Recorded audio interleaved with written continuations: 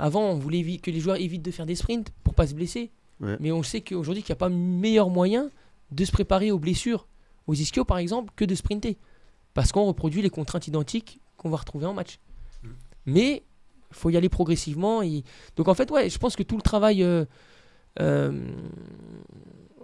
toute la connaissance qu'on a aujourd'hui dans les autres sports qui sont, où c'est déjà démocratisé, ces méthodes de préparation physique-là, bah, je pense qu'elles vont arriver dans le football aussi, au bout d'un moment. Tu es contraire dans la préparation physique, je ne sais pas si on peut considérer ça la préparation physique. La répétition du mouvement, il faut éviter. Par exemple, frapper 20 ballons à chaque entraînement pour un coup franc. Il faut éviter des mouvements comme ça pour le corps. Non.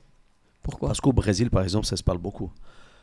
D'éviter de répéter un mouvement ? Oui, par exemple, les médias, ils posent la question qu'on voit plus le but des Juninho, des Ronaldinho, parce qu'ils l'ont constaté pendant les entraînements, et c'est les préparateurs physiques. Je ne sais pas, c'est pas les préparateurs physiques, c'est comment s'appelle le professionnel qui fait ça, c'est pas les kinés, je ne sais pas, bon bref,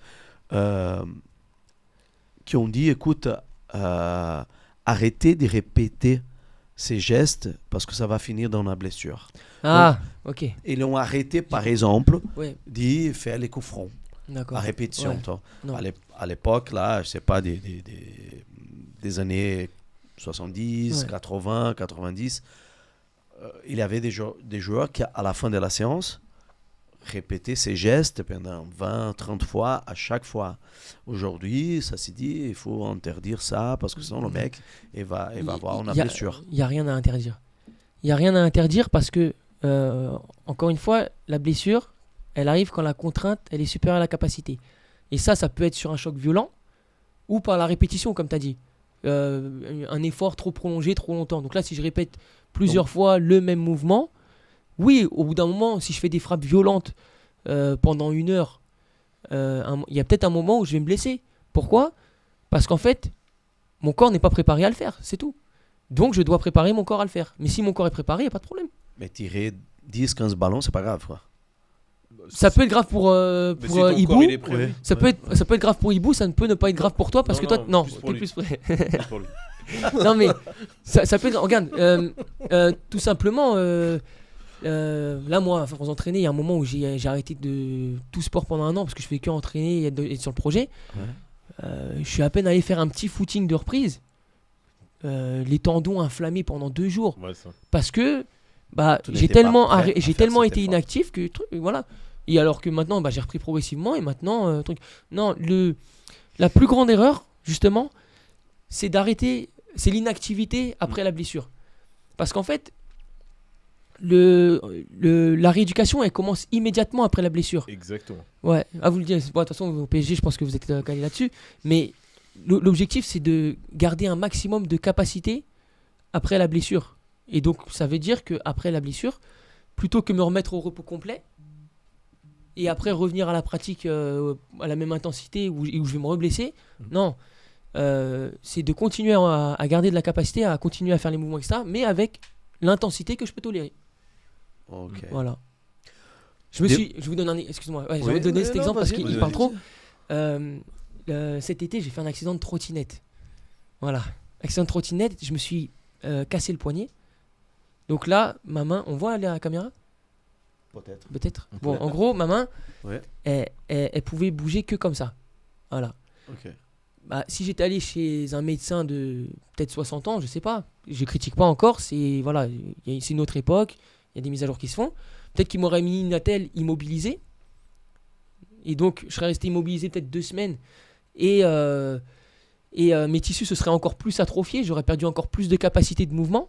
Ouais. Et du coup, j'aurais attaqué ma réathlétisation 2 semaines plus tard. Ouais. Et donc, je pourrais encore moins bouger parce que j'ai encore moins de capacité. Parce qu'en fait, ce qu'on n'entretient pas, tu le perds. Si on n'entretient pas nos tissus, on les perd. On perd cette capacité. Le corps estime qu'il n'en a pas besoin.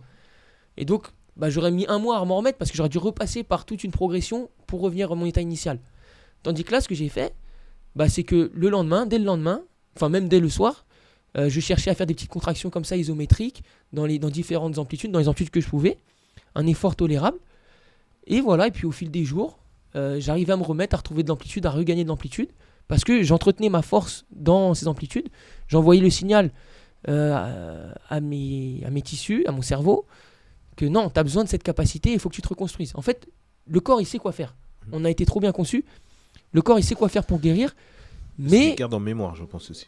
Ouais, il garde en mémoire, mais en fait, dès qu'on se blesse, ce qui se passe, c'est fascinant. Enfin, moi, je trouve ça fascinant quand j'ai appris ça, c'est que ce qui fait qu'on n'arrive plus à bouger après une blessure, c'est parce qu'en fait, on a des récepteurs de douleur qui vont s'hypertrophier, qui vont faire que Contracté. notre cerveau, la douleur, en fait, elle est faite pour dire à notre cerveau, attention, là, les tissus, ils sont lésés, ils peuvent plus aller dans cette amplitude.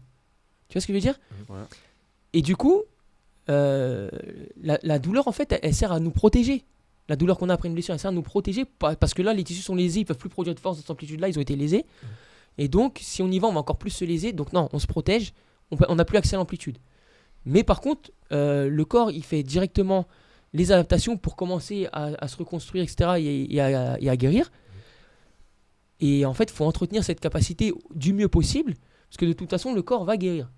Il va mettre en place ce processus. Maintenant, le but, c'est de garder un maximum de capacité. Donc, au lieu d'être immobile, de rien faire, c'est d'être actif. Mais dans la mesure du possible de progression. Parce qu'il ne faut pas non plus forcer comme un bourrin pour se reblesser encore plus. C'est ça.